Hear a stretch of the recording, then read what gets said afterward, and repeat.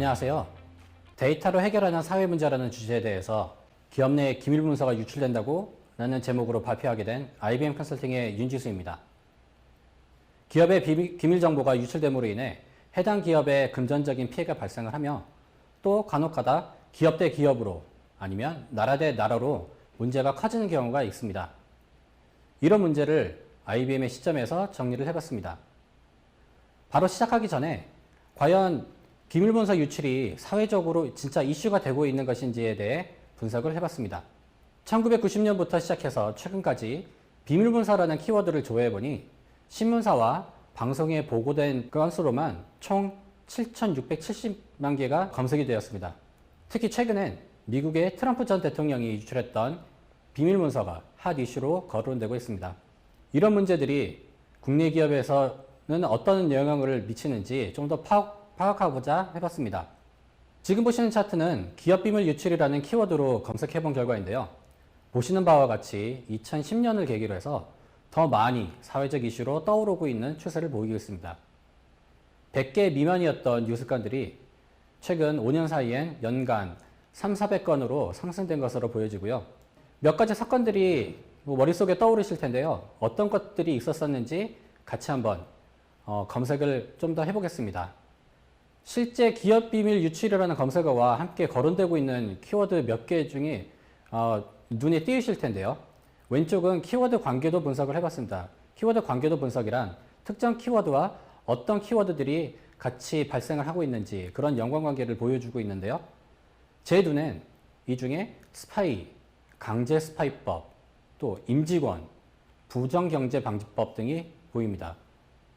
시청자분들은 어떤 것들이 보이시나요? 이와 또 관련해서 연관어 분석을 워드 클라우드 형태로 한번 도식화해 봤습니다.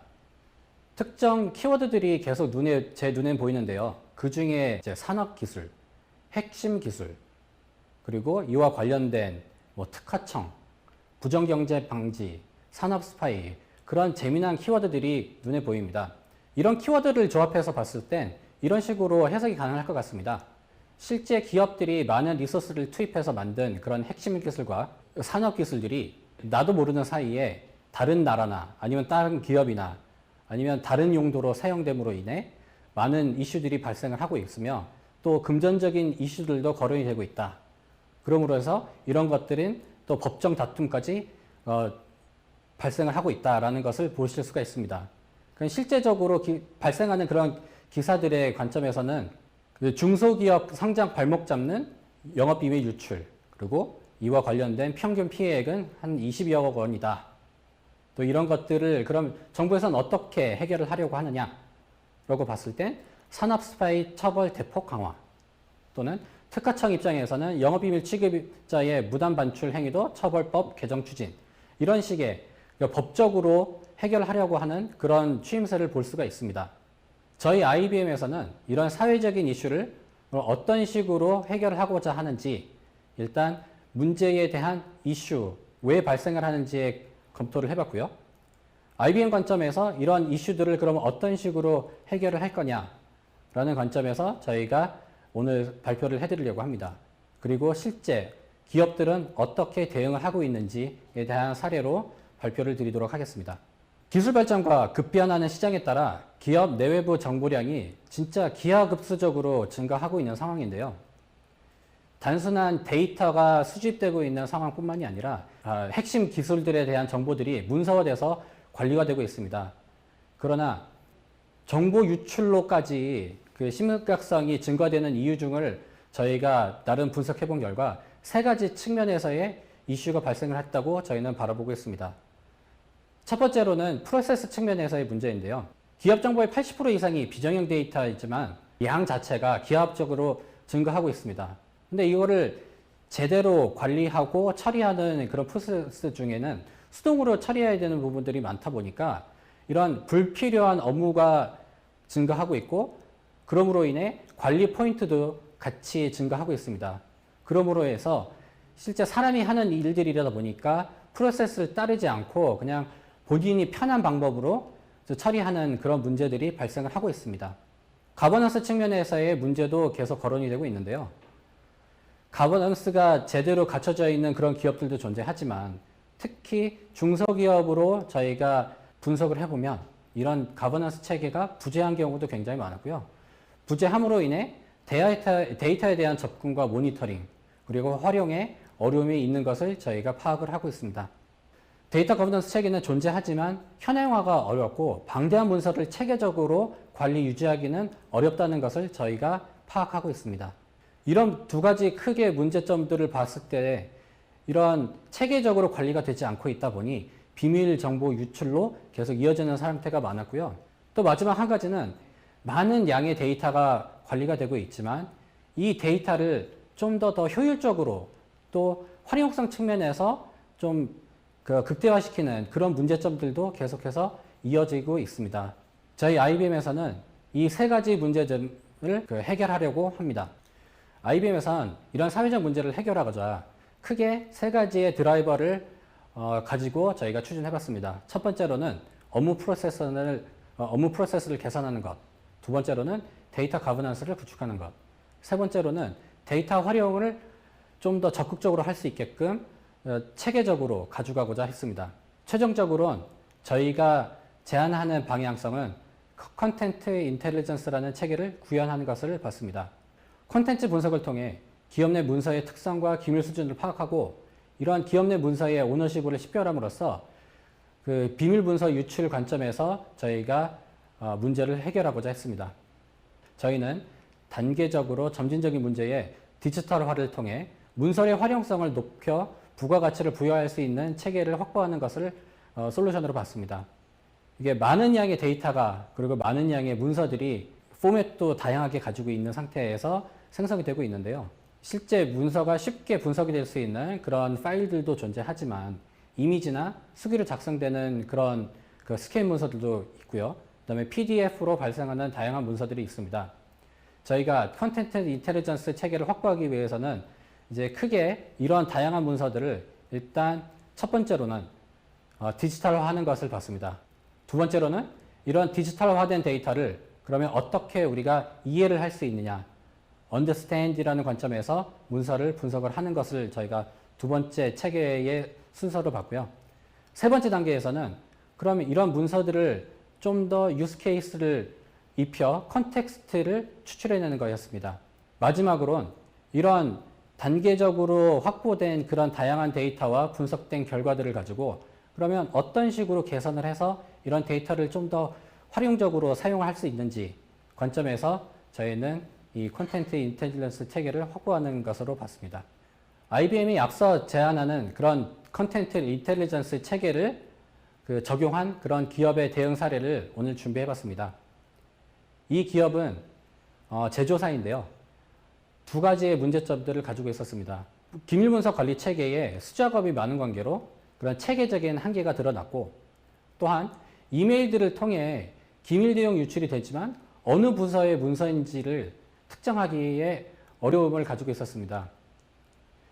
이런 두 개의 고객의 페인과 니즈를 해결하기 위해서 IBM과 고객은 세 가지 측면에서 업무를 수행해 봤습니다. 첫 번째로는 문서와 이메일 컨텐츠에 텍스트만 추출해서 분석해서 문서의 특성을 파악하고 메타 정보를 자동으로 생성하는 거였습니다.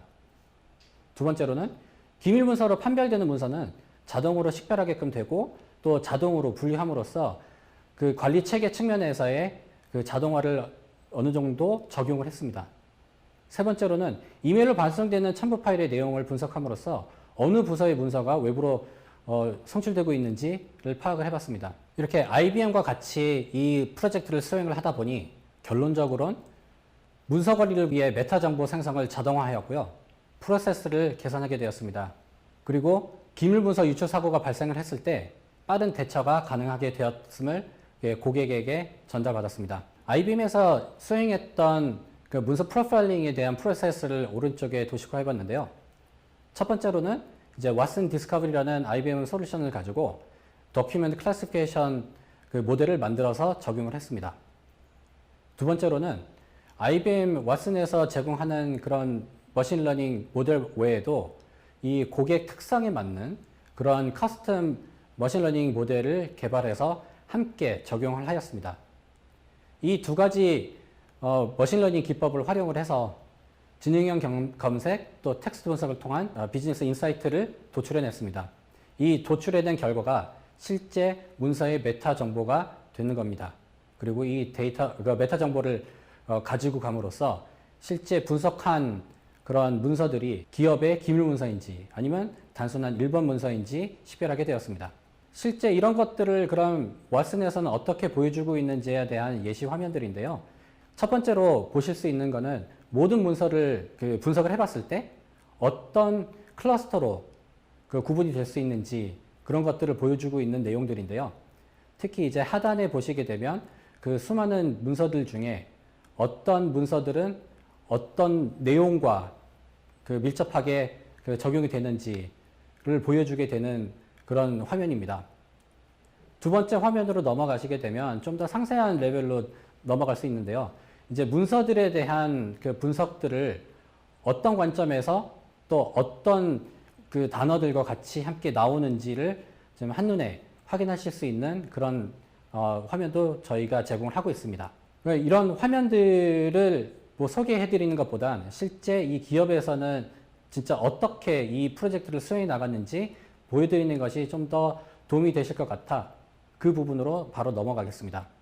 방금 소개드렸던 그 구축 케이스에 대해서 좀 더 딥하게 들어가 보겠습니다. 실제 어떤 식으로 그러면 데이터를 분석을 할 수 있는지 그리고 어떤 단계가 필요한지에 대해서 좀 자세히 설명을 드리겠습니다. 저희는 머신러닝 기반의 그 문서 분류 체계와 또 메타 생성하는 것을 추진하기 때문에 총 4가지 스텝으로 요약해서 정리를 해봤고요. 첫 번째로는 데이터 전처리, 두 번째로는 전처리 후 분류 모델 개발하는 것, 그리고 모델을 개발 후에 이 품질을 검증하는 단계가 있고 또 마지막으로는 이 모델을 적용을 했을 때 실제 운영 측면에서는 어떤 식으로 보여줄 수 있는지에 대해서 장표를 정리해봤습니다. 데이터 전처리 관련해서는 이제 크게 보면은 이제 3가지 그 타스크가 있다고 보시면 되는데요. 첫 번째로는 중복 문서 제거, 두 번째로는 문서 통합, 그리고 최종적으로는 임밸런스 데이터 처리라는 것을 보시게 될 수 있습니다. 일단 동일 조직 내에서도 기밀 문서와 일반 문서가 굉장히 많이 중복 관리되고 있는 경우가 상당히 많았었는데요. 이런 것들을 이제 동일한 파일 제목이지만 타임스탬프가 살짝 다른 이유로 중복되는 경우도 굉장히 많았었고, 이런 것들을 좀 조직적으로 일원화시키고 중복 제거 후 실제 분석에 사용될 그런 문서들을 1차적으로 분류를 해봤고요. 그리고 두 번째 스텝에서는 이런 부서별로 쪼개져 있는 데이터들을 이제 한 통으로 모아서 처리를 할 수 있게끔 해봤습니다. 그리고 세 번째로는 이 데이터 전처리를 통해서 일반 문서와 비밀 문서 간의 비중을 동일하게 맞추는 수준으로 만들어 봤습니다. 이유인즉슨 너무 한쪽으로 치우치게 되는 그런 학습 데이터를 만들어 놓게 되면 최종적으로 개발되는 그 모델 특성상 이렇게 한쪽으로 치우치는 경우가 있기 때문에 그런 것들을 최소화할 수 있는 데이터 전처리를 저희는 적용을 했습니다. 분류 모델을 개발했을 때는 어떻게 했느냐라는 측면에서 프로세스를 좀 정리를 해봤는데요. 첫 번째로는 학습 데이터 컬렉션을 가져가기 위한 인젝션 파이프라인을 만들어 봤습니다. 그리고 이 제조사의 특성이 있기 때문에 이제 제조사에서만 그리고 그 산업에서만 사용되는 그런 단어들과 또 사용되는 그런 언어들에 대한 룰과 패턴들이 있기 때문에 이런 커스텀 영역에서의 필요한 그런 보강해야 되는 내용들도 있었기 때문에 그런 도메인 특성을 잘 살려낼 수 있는 그런 단어들과 또 룰들과 패턴들을 정리해서 적용을 했습니다. 그리고 세 번째로는 당연히 이런 것들을 적용을 했었을 때 어떻게 모델들을 트레이닝을 할 수 있는지 그리고 트레이닝한 그런 모델들을 가지고 어떻게 디플레이 할 수 있는지에 대해서 저희가 진행을 했었습니다. 이 앞 단계에서 만들어진 분류 모델을 이제 어떤 식으로 검증을 해야 되는지 지금 이 단계에서 설명을 하고 있습니다. 실제 다양한 모델들을 적용을 해보고 거기에 대한 결과값들을 운영 쪽으로 넘어가기 전에는 이 사용자들이, 그러니까 실제 사람들이 한번 검증을 해야 되는 단계가 필요하고요. 그리고 그 툴에서는 모델을 적용을 했었을 때 그 결과값들은 실제 한 번씩은 사람들이 다 그 체크를 해봐야 이게 진짜 제대로 된 그 결과물로 연결돼서 나올 수 있는지 아닌지를 확인을 해야 되기 때문에 이런 것들은 IBM과 또 실제 고객의 사용자들과 함께 검증을 진행을 했었습니다. 저희가 머신러닝을 돌렸기 때문에 결과가 왜 이런 결과로 나왔는지, 또 기밀문서로 분류한 근거는 무엇인지, 그리고 기밀문서로 분류하는 데 있어 가장 큰 요소로 작용한 것들은 무엇인지를 시스템 내에서 확인을 해볼 수 있게끔 해놨습니다.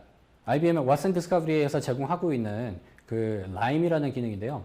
실제 예측 결과를 설명하고 그 다음에 전체적인 모델의 근사치를 이용하는 것이 아닌 이웃한 값을 통해 모델의 결과를 해석할 수 있는 그런 기능들을 제공을 하고 있습니다.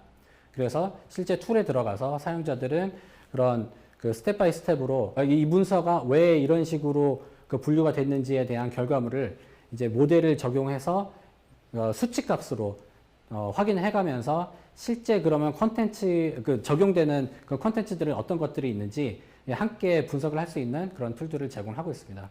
이 부분을 좀 더 그 쉽게 바라볼 수 있게끔 방금 말씀드렸던 그 화면들을 제공하고 있는데요.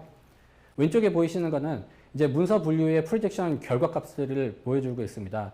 그래서 실제 어떤 특정한 문서들은 그 기밀과 가까운지 아니면 일반 문서에 가까운지, 그리고 거기에 대한 그 근거는 어떤 것들이 있는지, 특정한 키워드들이 그 포함되고 있는지, 그러면 그 포함된 키워드들은 또 다른 유사한 단어와 아니면 연관어와 어떤 식으로 연결돼서 보여주고 있는지를 보여주는 거고요.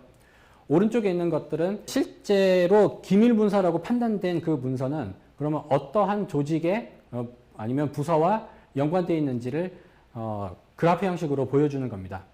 이런 개발된 머신러닝 모델을 그러면 실제 적용을 했었을 때 어떻게 운영해서 사용을 할 수 있느냐 측면인데요. 검색과 분석과 시각화해서 실제 결과값들을 보여주면서 이 외적으로 사용될 수 있는 그런 체계를 만들었다고 보시면 됩니다. 일단 이 개발된 머신러닝 모델들을 활용을 해서 실시간으로 기업 내에서 생성되고 있는 그 다양한 문서들을 검색과 분석을 할 수 있게끔 저희 툴을 적용을 하고 있고요. 그리고 생성된 메타데이터를 가지고 기업 내에서 좀 더 활용성을 찾고자 실제 검색 엔진과 연결을 해서 다양한 문서들을 함께 조회할 수 있는 그런 체계를 만들어서 기업 내에서 보유하고 있는 놀리지 매니지먼트 시스템들을 고도화하는 데 사용되고 있습니다. 네, 오늘 소개해드린 그 고객사의 사례를 보시게 되면 다양한 그 머신러닝의 모델들을 개발을 할 수 있고 또 운영을 할 수 있는 그런 솔루션을 저희 IBM에서 제공했는데요. 이 IBM의 솔루션을 소개해드리면서 오늘 발표를 마치고자 합니다. 저희가 소개해드린 그 사례에 적용했던 그 솔루션의 이름은 콘텐트 인텔리전스라는 솔루션이고요. 자동화를 촉진하기 위해 AI 기능 기반으로 구성되어 있는 솔루션입니다. 다양한 기업들이 보유하고 있는 그런 그 인프라에서 운영이 되고자 뭐 프라이빗 클라우드가 됐던, 퍼블릭 클라우드가 됐던, 아니면 하이브리드 클라우드 환경이 됐던, 아니면 심지어 온프레미스에서 서버를 구축해서 운영을 할 수 있는 그런 다양한 환경에서 지원하고자 좀 플렉서블하게 만들어져 있고요. 그리고 필요하면 이제 보안팀에서만 사용되는 것이 아니라 전사적으로 문서를 분석하고 또 활용을 할 수 있는 측면에서 스케일이 가능한 그런 아키텍처로 구성이 되어 있습니다. 지금까지 관심 있게 봐주셔서 감사합니다. 지금부터는 실시간으로 질의응답 시작하겠습니다. 네, IBM 컨설팅 윤지수 상무님의 기업 내 비밀 문서가 유출된다고 였습니다.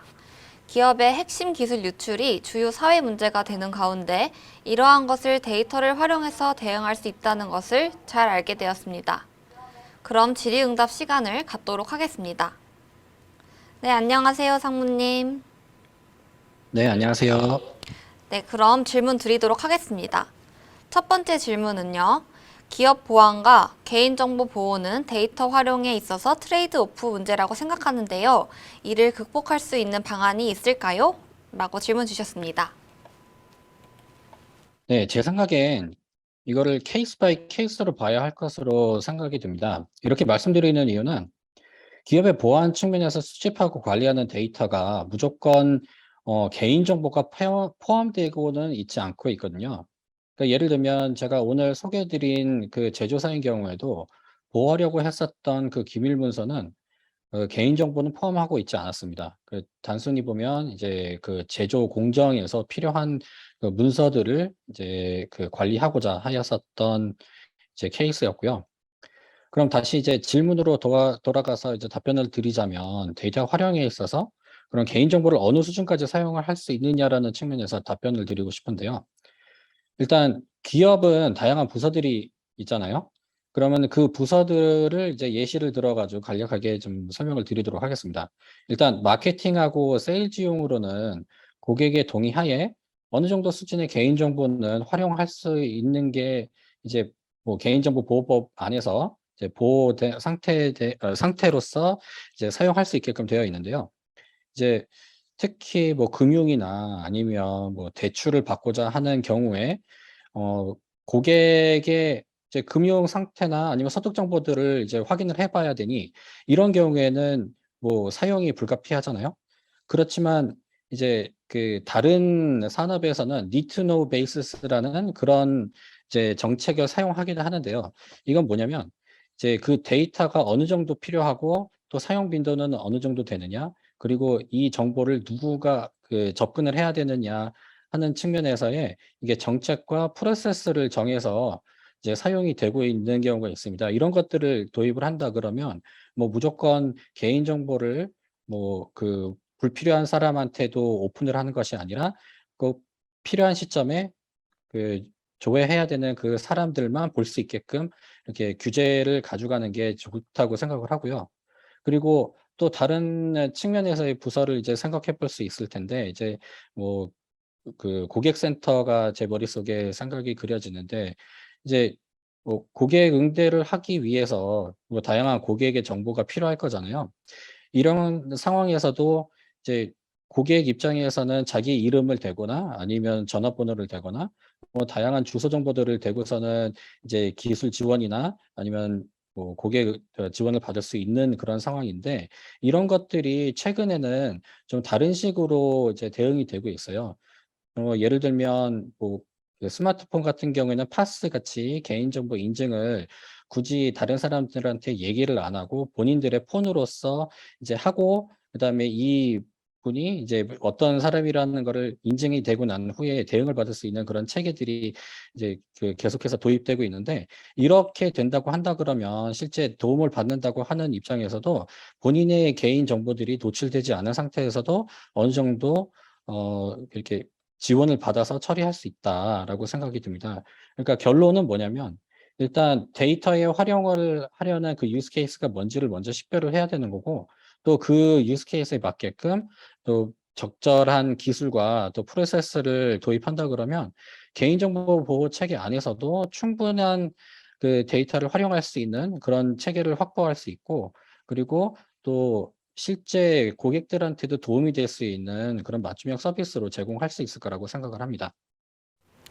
네, 답변 감사합니다. 다음 질문은 본 사례 외에 국내외로 기업 내 비밀 문서 유출을 막기 위한 사례들을 조금 더 공유해 주셨으면 좋겠다는 질문이 있었습니다. 네, 그럼 몇 가지 사례를 들어서 답변을 드리고 싶은데요. 일단 뭐 국내 민간 기업에서 제일 많이 활용되고 있는 방식인데요. 그 DRM이라고 하죠.